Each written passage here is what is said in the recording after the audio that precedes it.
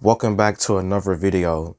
Today's review is focused on Only Murders in the Building, Season 2, Episode 10, entitled, I Know Who Did It.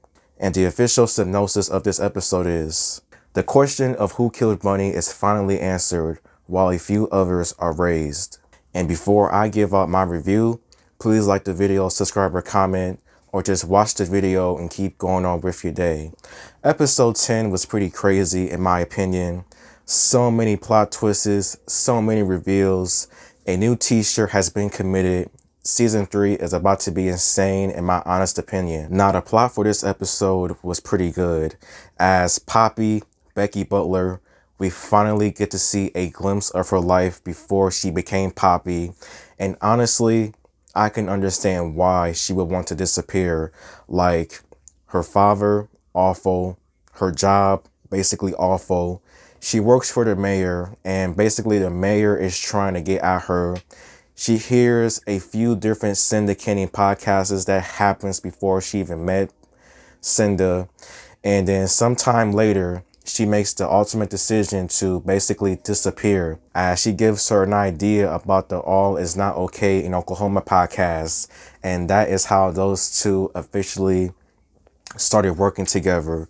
But at the same time though, Cinda has always been a horrible person, but she is not that bad. I'll just say that. But meanwhile, Charles, Oliver, and Mabel are just trying to figure out how to get Cinda to basically admit to the murder of Bunny and how to do it quickly, because Cinda is about to release the final episode of her podcast and most likely will say Mabel is the killer. And so they decide to talk to Poppy. Poppy tells them about Cinda's biggest fears, which is tomatoes and slow motion. Like, tomatoes are not bad. I don't understand why people don't like tomatoes. I like tomatoes, okay? Like, what's going on with that? Poppy leaves because she has to get something for Cinda. Mabel makes a phone call to Detective Williams, where Detective Williams tells her about her reveals, about her discoveries, about what's on that knife.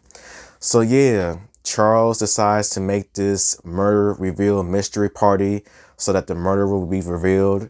And he decides to get a lot of people involved from many different neighbors, from Uma, the doorman, Ursula, Howard, his new boyfriend. But there was a few surprising people that was not there at the party. Nina, Jonah, like, kind of interesting, but at the same time though, Nina does have a new kid, so it's not surprising. The party does happen. Cinda does arrive with Poppy, and basically they set out their case as they try to explain to everyone how Cinda basically murdered Bunny. And Cinda at first is like, you don't know nothing. But then when they talk about tomatoes in slow motion, she's like, how did you know about that? But yeah, basically, Cinda was like, why would I kill somebody that I don't know? Flashbacks reveal a lot more. Poppy brings up the idea of Rose Cooper and the painting as another podcast. But then, plot twist, Alice was the one that did it. Mabel gives out her points as in how Alice could have possibly did it. Alice just has a smirk on her face like, okay, keep talking. And then long story short, it seemed as if like Charles is about to become the next t-shirt. And just so much happens at this whole murder reveal mystery party. It is not even funny. Like, they think that Alice did it, but then Poppy is continuing to act all weird. She keeps sneezing a lot. And then, plot twist, the murderer is finally revealed. Poppy did it. It was Poppy. And to make another huge plot twist, Cinda and the trio was all working together. Like, they knew that Poppy did it. Like, Cinda knew that Poppy was Becky, I think. And they explained what really happened. And Poppy was like, all she did it was for a podcast. That Rose Cooper painting podcast was her idea. And she wanted that podcast to happen as Cinda was about to offer Mabel her own podcast. And Poppy was basically jealous. She wasn't moving up in the ranks at Cinda's place of work when it came with like getting her own podcast and getting stuff done. They show how she and Detective Krebs started to like get with each other. How Poppy came up with the idea to basically kill Bunny over a podcast.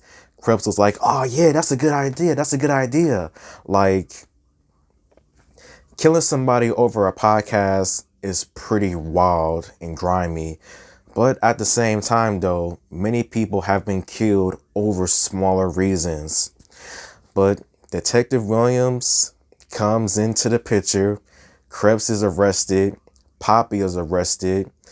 Cinda and the trio, they shake hands. And yeah, like Poppy was the killer. And honestly, I'm not surprised with all of the details in episode 9 and beforehand.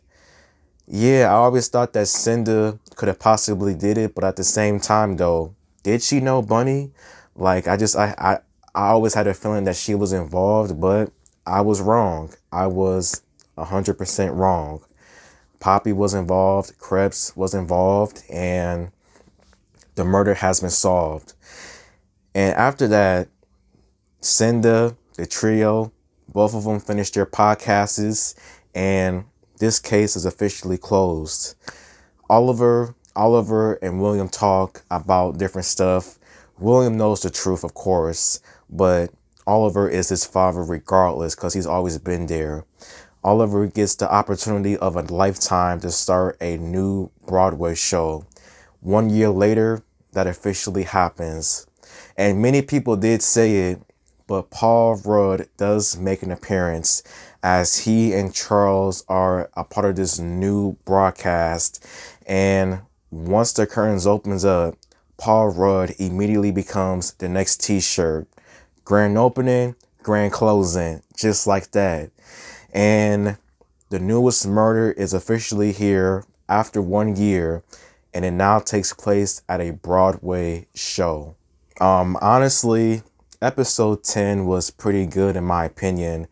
So many questions was finally answered, but at the same time, a whole new set of questions now have to be answered, as in, what happened? How did Paul Rudd immediately become a t-shirt just like that?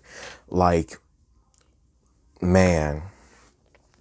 But the fact that Cinda and the trio was working together to basically get Poppy locked up for what she did is just pretty surprising. But now that it is at a Broadway show, that's going to be an interesting take because it is no longer at the buildings, but at a new place. So new places means new problems. And as far as suspects that I may possibly have, I really don't have that many, but probably Charles's girlfriend, Joy. She's a makeup artist. Like, what did she do to the makeup if she's responsible? Because Charles did ask her out in this episode, and for some reason he was like stuttering and stuff like that. I was thinking of the worst, but it might be from the makeup. Like, Joy, Charles's girlfriend, if that's her name, I think she could have possibly did it because Charles was like, stay away from her. Like, I don't know who her is. It could be Joy, Mabel, Lucy, but that's Charles possibly. Like, he took him out the game before the show even happened somehow by poisoning him in some way. I don't know. Lucy, maybe. Mabel, I highly doubt it, but yeah. Oliver's show ends on a horrible note. Mabel's like, you gotta be kidding me. But yeah, I can just guarantee that season 3 is about to be crazy. Now that it's at a Broadway place, who knows what will happen next. But season 2 wasn't bad in my opinion. I did like season 2 a lot. A lot of mysteries was revealed. A lot of questions was finally revealed. And as for my rating for season 2, 4 stars out of 5. So thank you for watching, and until next time.